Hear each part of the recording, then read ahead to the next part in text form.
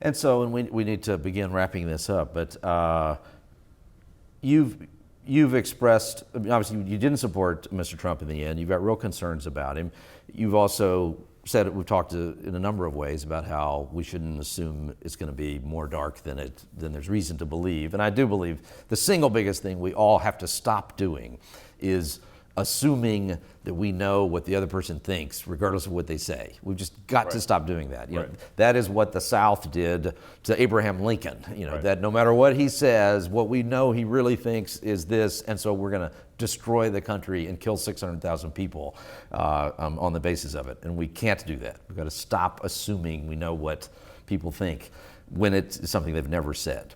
So it's good caution for us to back away from some of that. However, I don't think you're completely free of fear about what might happen over the next few years. Not at all. What are you most worried about? I'm most worried about this continuation of what I call the imperial presidency. I like checks and balances, and I want the Supreme Court to check the Congress, and I want Congress to check the president. And it was designed that way. It was designed to be sticky and slow moving, and so that no single interest could ram through really big changes to our constitutional republic.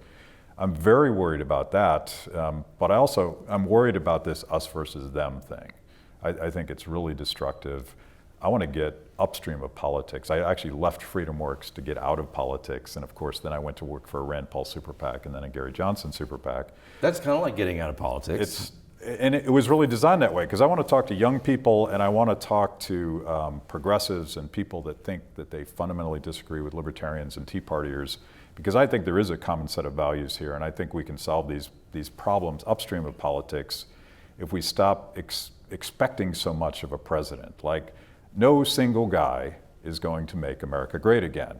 We could make America great again, but it's not going to be a president, it's not going to be a congressman, it's not going to be a movie star.